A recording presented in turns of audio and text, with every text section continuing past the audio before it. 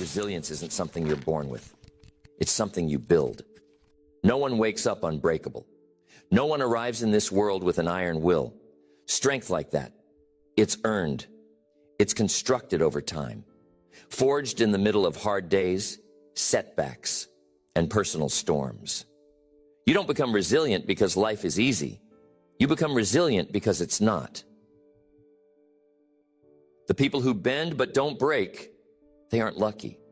They've just learned how to carry pressure without falling apart. They've built something on the inside that can't be stolen by circumstance. They've developed a way of thinking that's stronger than the waves that come against them. And it's not about pretending everything is fine. It's not about forcing positivity.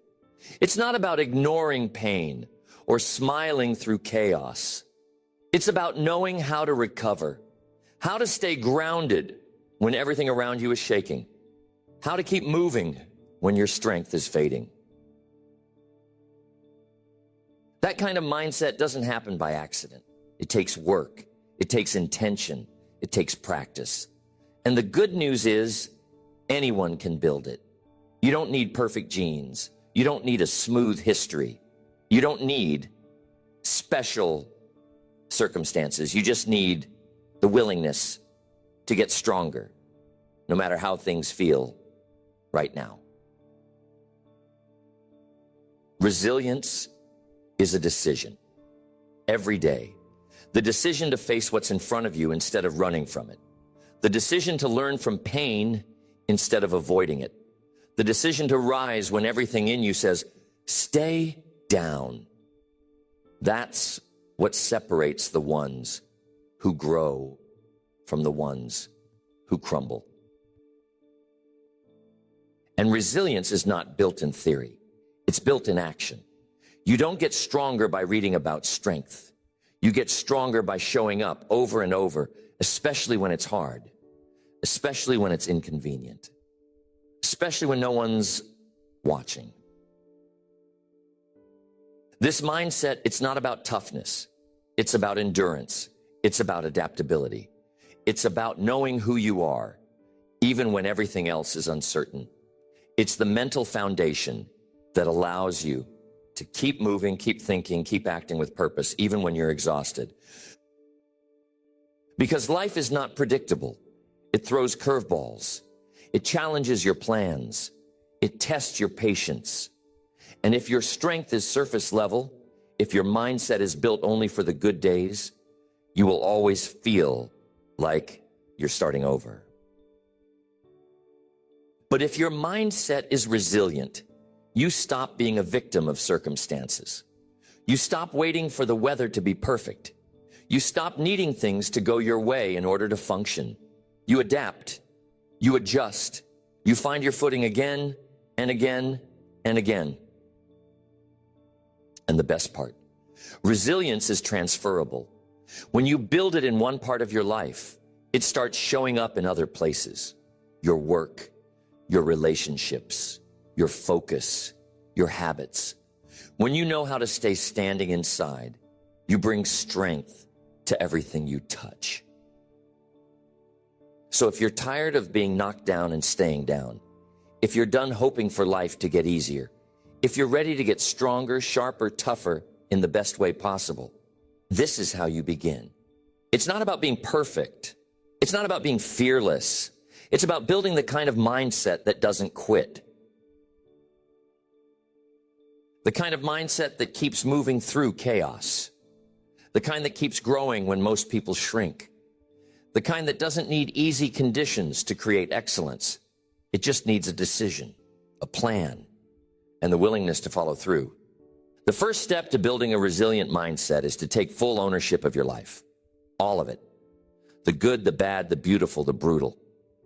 Because until you take ownership, you will always feel like life is happening to you instead of through you. You'll always feel powerless, always feel reactive, always feel like a victim. And as long as you see yourself as a victim, you cannot build resilience. You cannot build strength, because resilience requires responsibility. Not blame, not guilt, not shame, but the willingness to say, This is my life.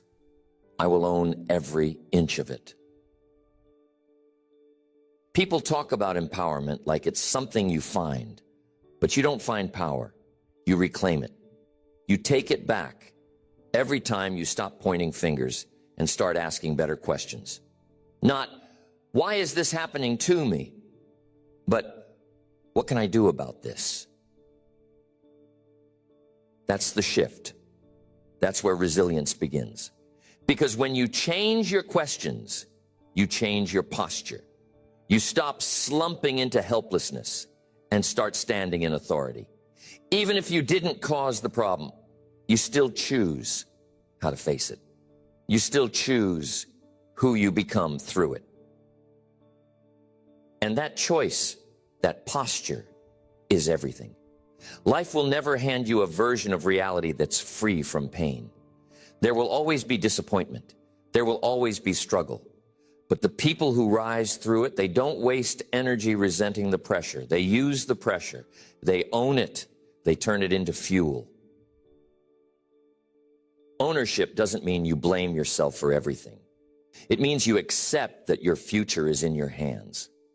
It means you decide that no matter what happened in the past, you get to choose how you respond now. You get to decide what happens next. That's a radical shift because it requires you to stop waiting for life to be fair. It requires you to stop hoping that someone else will fix it. It requires you to drop the story that says, if they would just change, I'd be okay. And it forces you to ask, what part of this can I change right now? That question is uncomfortable, but it's powerful. It puts you back in the driver's seat. It stops the emotional bleeding. Because even if the situation is hard, even if it's not your fault, there is always something you can control. Always something you can improve. Always a next step you can take. And the moment you start taking those steps, you shift from reactive to proactive. You stop being tossed around by circumstances, and you start shaping your experience. You stop waiting to be rescued, and you start showing up like the hero of your story. That kind of ownership is rare. Most people stay stuck because they've built an identity around being stuck. They've told themselves, this is just how I am, or this is just how it is. And they don't realize how much power they've handed away with those words. But you're not stuck. You're just undertrained. You're just living beneath your capability. And the only way to rise out of that place is to stop narrating your limitations and start building your skills. Start building your discipline. Start building your strength. Ownership gives you the leverage to do that. Because when you take full responsibility, you stop arguing with reality. You stop resisting the facts.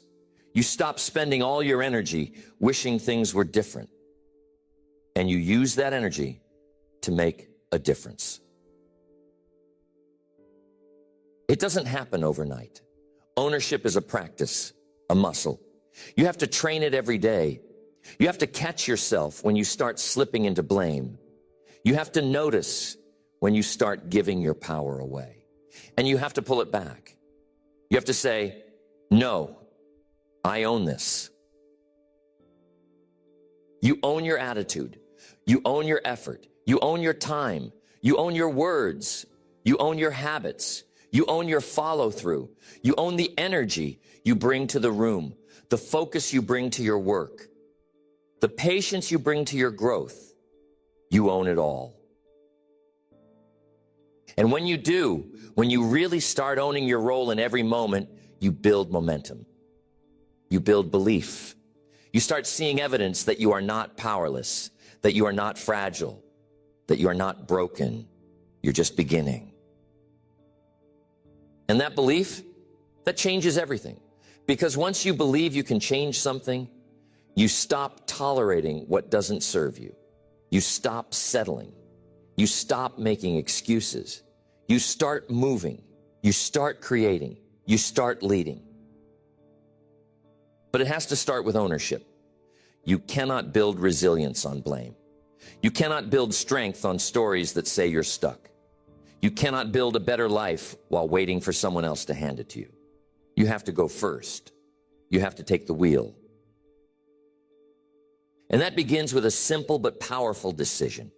The decision to stop saying, I can't, and start saying, I haven't yet. The decision to stop waiting for easier and start training for stronger. The decision to stop handing away your control and start taking it back. One thought, one choice, one day at a time. The second step to building a resilient mindset is learning how to reframe adversity. Because adversity isn't going away. No matter how prepared you are, no matter how focused you are, no matter how strong you become, life will hit. The question is not if, but when. And if you haven't trained your mind to see adversity differently, it will always feel like a setback. It will always feel like a threat. But when you build a resilient mindset, adversity becomes something else entirely. It becomes a signal, a lesson, a doorway. Adversity is not the enemy. It's the classroom. It's where you learn what you're really made of. It's where you stretch. It's where your edges get exposed so they can be sharpened. The most resilient people you know, they weren't made in comfort. They were shaped in fire. And they all have one thing in common. They don't see adversity as the end. They see it as information. They've trained themselves to reframe the challenge, to stop asking, why me? And start asking, what's here for me? That shift in mindset changes everything. Because now, every problem carries potential. Every setback holds a seed. Every painful moment becomes raw material you can use to build. And when you live that way, life no longer feels like something you survive. It becomes something you shape. Reframing is a skill. It's not about lying to yourself. It's not about pretending everything is good when it's not. It's about finding the empowering angle, the useful perspective, the lens that keeps you in motion instead of keeping you in fear. You can train yourself to do that. Every time adversity shows up, you pause, you breathe, you zoom out. You say, this is hard, but it's here. So now what? What can this teach me? What's it exposing in me that I need to deal with? What's it inviting me to become? That's a resilient question. Not one that hides from pain, but one that leans in. Not one that avoids reality, but one that meets it fully and asks, what now? Because if you only ever see adversity as a roadblock, you'll never see the doors it opens. And adversity will open doors if you're willing to walk through them, if you're willing to shift your interpretation. Because what happens to you matters far less than what you believe about what happens to you. The story you attach to the pain, that's what shapes you. Two people can go through the same pain. One grows, one breaks. One learns, one shuts down. One evolves, one becomes bitter. The difference isn't the pain, it's the perspective. It's the meaning. It's the mindset. You cannot control everything that comes into your life, but you can control how you label it. You can control how you hold it. You can control what you build from it. That's not toxic positivity. That's mental strength. And the more you practice it, the easier it gets. You stop spiraling. You stop dramatizing. You stop catastrophizing every hard thing. You start thinking clearly. You start responding instead of reacting. You start using your energy to solve instead of suffer. Because that's what resilient people do. They feel the pain, but they don't get paralyzed by it. They feel the pressure, but they don't collapse under it. They stay grounded. They stay present. They stay resourceful. And eventually they become grateful for the hard things, not because they enjoy suffering, but because they've seen what the suffering revealed. They've seen how much stronger they became when they stopped resisting and started reframing. It's not about avoiding the storm. It's about becoming someone who can walk through the storm without losing who they are. It's about staying calm in chaos. It's about staying connected to your values when the pressure rises. It's about choosing your perspective on purpose. You build that when you decide that no matter what comes your way, you'll find something useful in it. You'll make it count. You'll walk out of it sharper than you walked in. You'll leave with a lesson, with a tool, with a deeper knowing of what you're capable of. And the more you do that, the less afraid you are of hard things. Because now, adversity isn't a mystery. You've been through it before. You know how to reframe it. You know how to hold it. You know how to move through it without losing your fire. That's what makes you resilient. Not just surviving pain, but repurposing it. Not just tolerating challenge, but thriving in it. Not just hoping the storm passes, but learning to dance in the rain, to breathe, to think, to grow. The third step to building a resilient mindset is learning how to regulate your emotional state. Because without emotional regulation, even the strongest strategy will fall apart. Even the best plan will get sabotaged. Even the most disciplined person will unravel when the pressure hits. Your emotions aren't the enemy, but they're not always accurate either. They aren't commands, they're signals. And if you react to every signal without discernment, you'll live in emotional chaos. Up one moment, down the next. Motivated 1 hour, overwhelmed the next. A resilient mind is steady, not numb, not robotic, just centered. It can feel deeply without drowning. It can acknowledge discomfort without becoming it. It can hold the emotion without handing it the wheel. Emotional regulation isn't about suppression. It's not about ignoring what you feel. It's about creating enough space between what you feel and what you do, so that you choose your response instead of defaulting to reaction. That space is everything. It's where wisdom lives. It's where your highest self has room to speak. Without that space, you'll say things you regret. You'll quit things you were built for.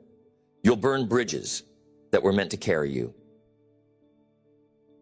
And here's the truth. Most people were never taught how to regulate.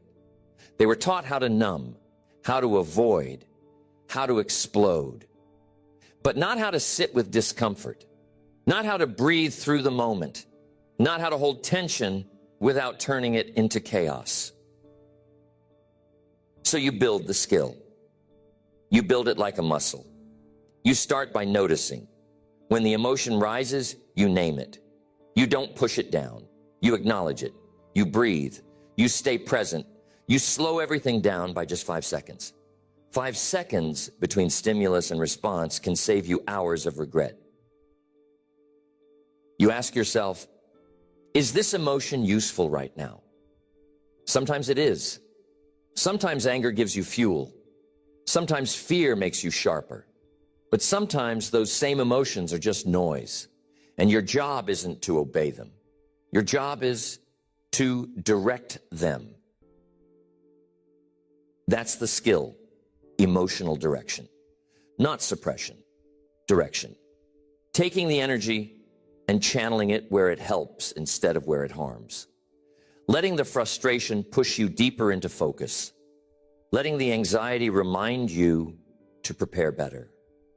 Letting the sadness slow you down long enough to reflect. When you do that, your emotional landscape changes. You stop being afraid of your feelings. You stop being dominated by your moods. You become the one who creates your internal climate instead of being a slave to the weather. And that's when you become trustworthy, not just to others, to yourself. Because you no longer fear who you become under pressure. You know how to lead yourself through chaos. You know how to steady yourself when the storm starts.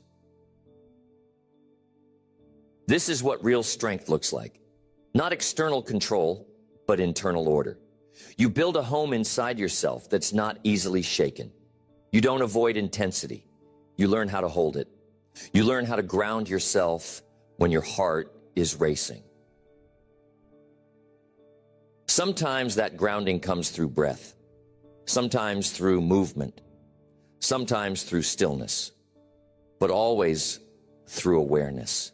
Because when you're aware, you're in control. When you're unconscious, you're impulsive. And the cost of impulsiveness is high.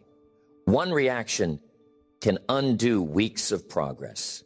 One unregulated moment can destroy a relationship. One emotional outburst can derail your mission. That's not fear. That's reality. And if you want to build something meaningful, you have to build the internal structure to hold it. That's what emotional regulation gives you. Structure. It keeps your passion in check. It turns your feelings into fuel instead of fire. And when you can do that, you become resilient, not just in action, but in presence. You become someone who can be counted on. Not because you never feel, but because you never lose yourself in what you feel. You know how to stay centered. You know how to return to truth.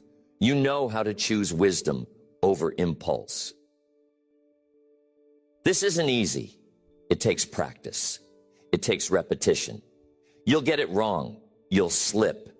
You'll say something in heat that you wish you hadn't. That's part of the process. But every time you come back to center, you build the muscle. Every time you pause instead of react, you gain strength. And slowly, you begin to trust yourself at a deeper level. Not just for what you can do, but for how you show up when things get hard. That kind of trust, that's rare. That's the kind of strength people feel, even in your silence. The fourth step to building a resilient mindset is strengthening your ability to endure discomfort without running from it. Because most people quit too soon, not because they're incapable, but because they haven't trained themselves to stay in uncomfortable places long enough to grow. They think discomfort is a signal to stop, but discomfort is a signal to pay attention. It's where growth happens. It's where strength is formed. It's where patterns break and new ones begin. But if you always run from it, you'll always live below your potential. You don't rise in comfort. You rise in challenge. You rise when you push one rep further than you want to, 1 hour longer than you feel like, one more honest conversation than you're comfortable having. You don't grow by backing away. You grow by staying in it. Staying in it doesn't mean suffering for the sake of suffering. It means choosing not to escape every time things get hard. It means sitting with the tension, holding the weight, carrying the discomfort without letting it dictate your identity. That's what resilience looks like. It's not about having no struggle. It's about increasing your capacity for struggle, increasing your threshold, expanding your ability to remain calm, remain focused, remain true, right in the middle of pressure. And that pressure, it will always reveal your habits. When life gets loud, when plans fall apart, when your patience wears thin, what do you run to? Who do you become? Do you default to blame, to avoidance, to anger, or do you breathe? Do you hold? Do you choose presence over panic? The more you train yourself to stay, when it's hard, when it's uncertain, when it's uncomfortable, the more your threshold grows. The things that used to shake you don't anymore. The conversations that used to break you don't anymore. The pressure that used to paralyze you, now it sharpens you. You become a person who can carry more. Not because life got lighter, but because you got stronger. Because you stayed long enough to build something inside of you that doesn't break so easily. That kind of strength doesn't show up on the outside, but it's felt by everyone around you. Discomfort will never go away, but your response to it can change everything. And the people who build resilience, they don't make pain the villain. They make it the teacher. They sit with it. They study it. They ask, what's here for me to learn? That question changes how you suffer. It turns your pain into preparation, your stress into structure, your tension into training. Now, the discomfort isn't something to avoid. It's something to work with. You don't need to numb it. You don't need to escape it. You just need to stop being afraid of it, to stop running from hard things and start running toward the opportunity inside of them, because that's where the edge is. That's where the next version of you is hiding. And when you live that way, when you stop flinching, you develop something rare, grit. And grit isn't loud. It's not flashy. It's quiet. It's stubborn. It's the part of you that refuses to quit, that stays when others leave, that keeps showing up. The more you choose discomfort on purpose, through discipline, through honesty, through growth, the more control you gain over your life. Because you're no longer driven by how you feel. You're driven by who you're becoming. And that version of you, the one who embraces discomfort, is the version that can lead, that can build, that can raise others, that can withstand the pressure and keep performing. Because they've trained for it. They didn't hope for it. They built it. Every time you hold the tension instead of dropping it, you prove something to yourself. You earn trust with yourself. You say, I can be counted on. I don't back down. I don't need it to be easy in order to stay committed. That's identity. That's depth. That's legacy. You don't get there by accident. You get there by training your nervous system to sit with the heat and not fold, to breathe through the moment instead of breaking in it, to remain clear-headed when chaos knocks on your door. That training, it's daily. It's in your workouts, in your relationships, in your habits, in your stillness. Every time you want to quit but don't. Every time you want to explode but stay composed. Every time you want to avoid but choose presence. That's one more brick, one more layer of grit. And the longer you live this way, the more you begin to seek discomfort, not recklessly, but intentionally. You start chasing challenge instead of convenience. You start choosing growth over relief. Not because you enjoy pain, but because you understand the power that comes from leaning into it. The fifth step to building a resilient mindset is mastering self-talk. Because no matter how strong you look on the outside, if your inner dialogue is weak, you will break. The words you speak to yourself in private shape how you show up in public. They shape how you handle setbacks, how you carry pressure, how you walk into challenges. Most people spend their lives fighting against their own mind. Not because life is too hard, but because they haven't learned to speak to themselves with strength. They rehearse weakness. They repeat doubt. They recycle fear. And then they wonder why confidence won't stick. You can't walk into battle with a voice in your head telling you you're not enough. You can't pursue your goals with conviction while your thoughts are poking holes in every step you take. You can't lead others while you're secretly tearing yourself down. Resilient people have one thing in common. They coach themselves in the dark. They speak strength when it would be easy to speak fear. They reinforce identity when it would be easier to collapse into insecurity. They don't wait for someone else to encourage them. They know how to do it for themselves. And it's not about lying. It's not about empty affirmations or pretending. It's about speaking words that align with truth. Words that reflect commitment. Words that point you back to action, back to courage, back to who you really are underneath the pressure. Self-talk is a choice, and it's a skill.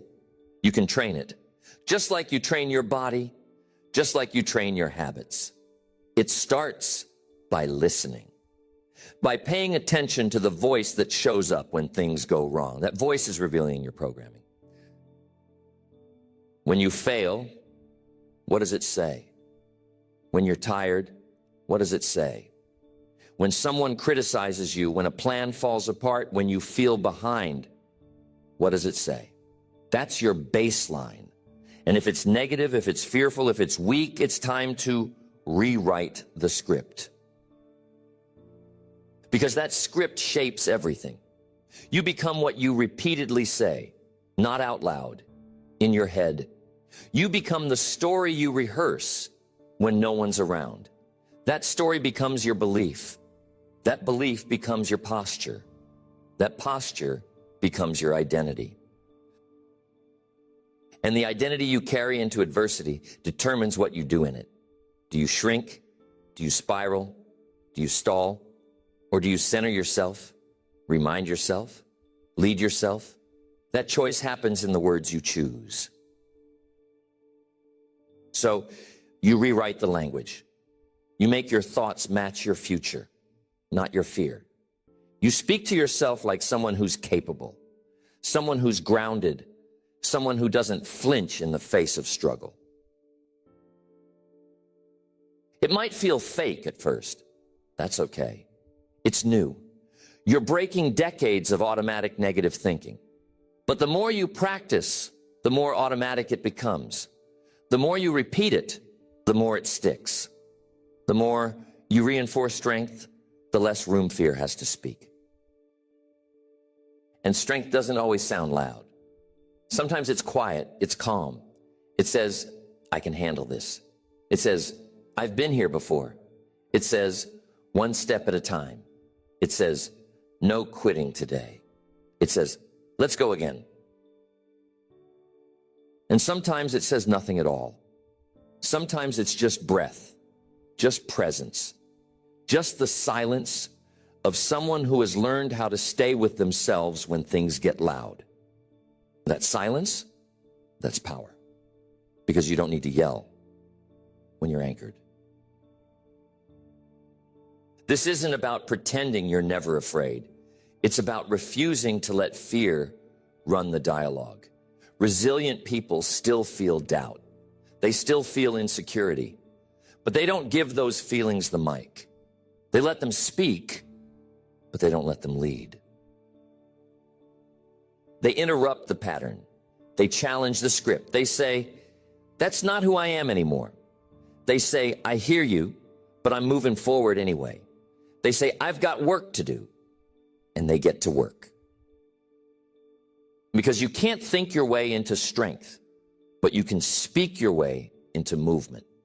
And movement creates momentum, and momentum builds belief, and belief reinforces the words. It's a loop, a system, a rhythm you can live by. The more you master that rhythm, the less fragile you become. You stop needing ideal conditions to function. You stop needing external validation to move. You become someone who generates their own energy, their own focus, their own fire. And when people ask how you keep showing up, it won't be because you never doubted. It'll be because you learned how to speak strength louder than your doubt. And that, more than anything, will separate you from the crowd. The sixth step to building a resilient mindset is developing intentional focus, because the way you direct your attention determines the direction of your life. What you focus on expands. What you give energy to gains momentum.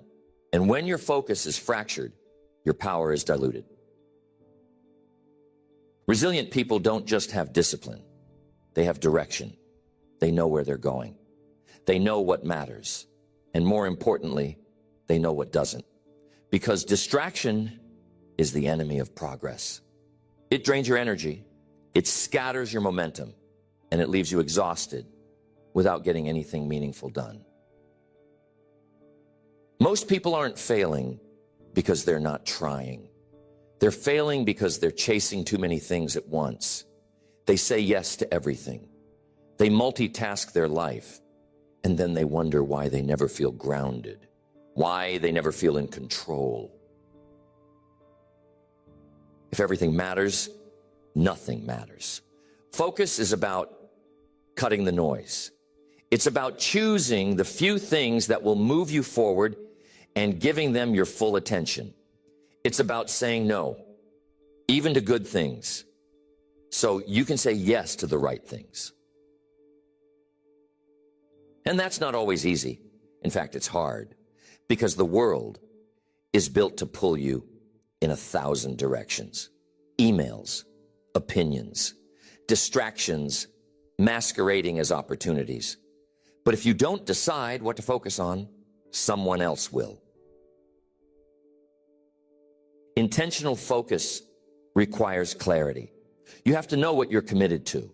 You have to know what success looks like for you. Not for them, not for the algorithm, not for the trend, for you. And then you have to guard that focus like your life depends on it, because it does. Your focus is your life force. Where you place it shapes what you build.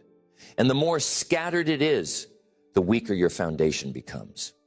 But when your focus is locked in, deliberate, unshakable, aligned, you move differently, you create differently, you become a force. And it's not about intensity all the time. It's about consistency. It's about showing up with presence, one task at a time, one goal at a time, one win at a time. That's how you build something strong. When you focus on the process, not just the outcome, you stop being obsessed with speed and start becoming obsessed with direction. You stop worrying about how fast you're moving and start caring more about where you're headed. That shift changes everything, because now distractions lose their appeal. They don't pull you off track because your vision is too clear. You're too locked in. You're not looking for stimulation. You're focused on elevation. And when life hits, which it always does, you don't panic. You don't get lost in the chaos. You bring your attention back. You say, this is where I'm going. This is what matters. This is the next step. And you take it. That kind of focus is rare, but it's trainable. You train it by practicing presence, by catching yourself when your mind wanders, by closing the tabs, mentally, emotionally, and physically. You turn off what you don't need. You get rid of what doesn't serve. You declutter your environment. You stop trying to live in every direction at once. You stop giving your energy to things you can't control. You stop pouring your attention into comparison, resentment, distraction, regret, and you bring it all back. Back to now. Back to what you can control. Back to what moves you. Focus isn't something you find. It's something you protect. And the more you protect it, the more powerful it becomes. The more momentum you build. The more clarity you feel. The more resilient you become. Because now, your energy isn't being wasted. It's being directed. And when your energy is directed, you get results. You make progress. You build confidence. You earn belief. Not because you worked harder, but because you worked smarter. Because you stopped being busy and started being effective. Distraction is sneaky. It wears 1,000 disguises. but it always costs you the same thing: your peace, your progress, your power. And the more resilient you become, the more allergic you become to that cost. Because now you know what it takes to get better. You know how valuable your time is. You know what it feels like to be locked in. So you simplify, you focus, you commit. Not to everything, but to the right things. The things that stretch you, the things that matter, the things that build something real. That's how you rise. Not with scattered energy, but with steady attention. The seventh step to building a resilient mindset is committing to continuous growth. Not temporary improvement, not a one-time breakthrough, not a short sprint of effort, but a lifelong decision to keep evolving, to keep learning, to keep leveling up. Resilience doesn't mean you'll never get hit. It means you keep getting stronger so that when you do, it doesn't knock you out. It doesn't derail your progress. It doesn't destroy your identity. It just becomes part of the process, part of the preparation, part of the story you're building. But that kind of resilience, it only exists in people who've made peace with the fact that they are never done, who have chosen to live in the tension of, I'm proud of how far I've come, and I'm not even close to finished. That's not pressure, it's purpose. That's not exhaustion, it's expansion. Because the more you grow, the more you realize how much more there is, not out of inadequacy, but out of vision, out of awareness, out of hunger. Growth is not a hobby. It's not something you do when it's convenient. It's a way of life.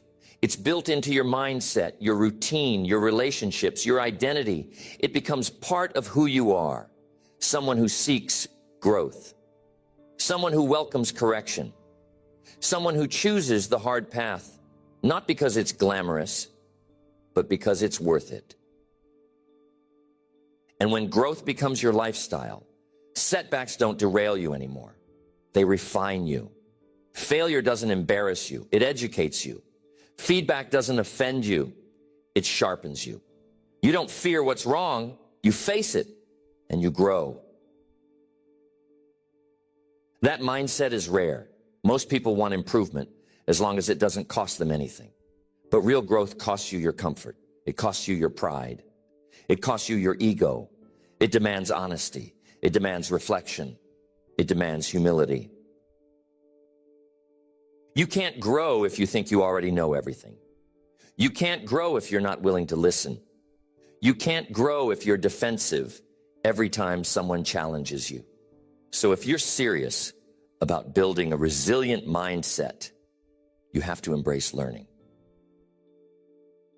Not occasional learning, daily learning, intentional learning, learning from people who are ahead of you, learning from failure, learning from books, from mentors, from experience, from mistakes, from the quiet moments when you realize, I can do better.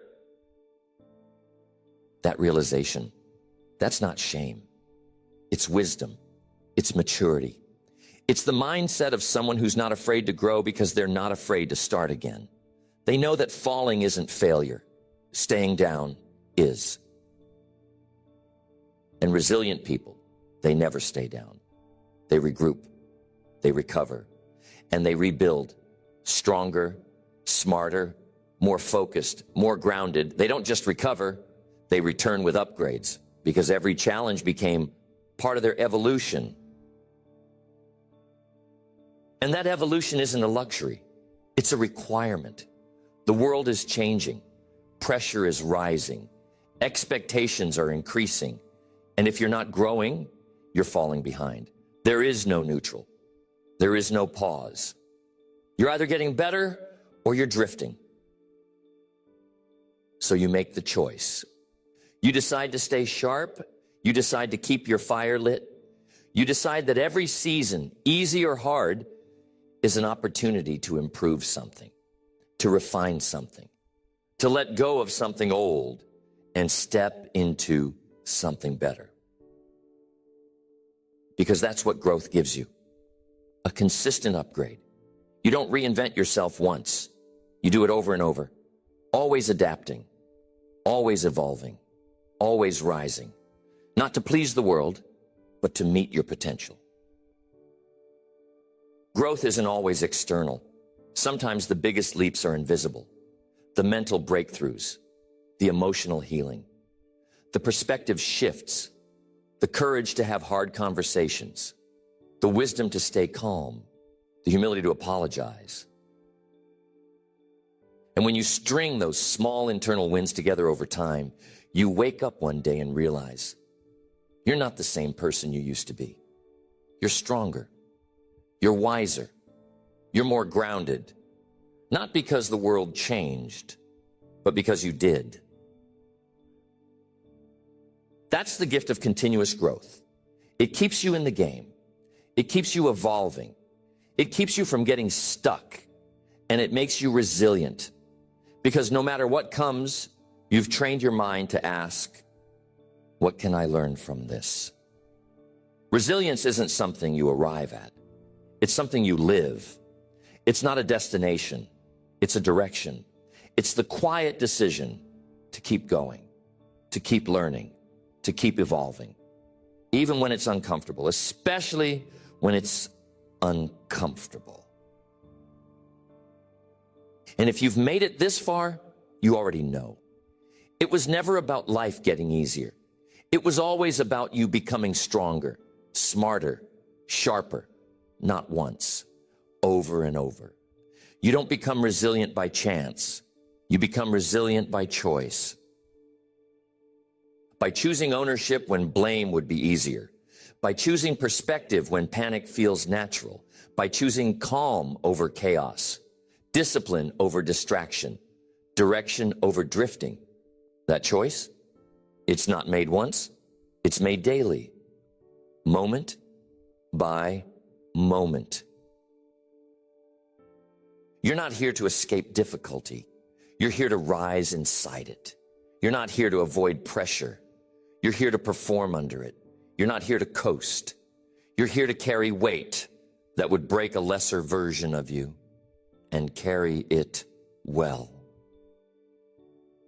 And that's exactly what you've been building. Every time you showed up tired, but stayed in the work. Every time you kept your composure when you could have cracked. Every time you held your ground when it would have been easier to run. Those aren't small things. Those are the foundation. Resilience is earned in the invisible moments, in the early mornings, in the lonely decisions, in the uncomfortable growth, in the daily habits that don't get applause, but build strength just the same. You've earned every inch of your strength, and you'll learn what comes next. So no matter what the season, no matter what the pressure, don't forget who you've become. Don't forget the fire you carry. Don't forget the work you've done to become the kind of person who doesn't quit, who doesn't flinch, who doesn't need perfect conditions to perform. And when it gets tough again, and it will, you remember these steps. You take ownership. You reframe the pain. You regulate your emotions. You endure the pressure. You speak strength to yourself. You focus your attention, and you keep growing, always. This is your edge now. Not just what you've been through, but how you've trained your mind to move through it. Not just the storms you've survived, but the strength you've built because of them. You don't just recover now. You rise. You rebuild. You come back stronger. Because resilience doesn't mean you never get knocked down. It means you never stay there. It means you keep rising. And you carry that mindset into everything you do, into your goals, your relationships, your work, your health, your life.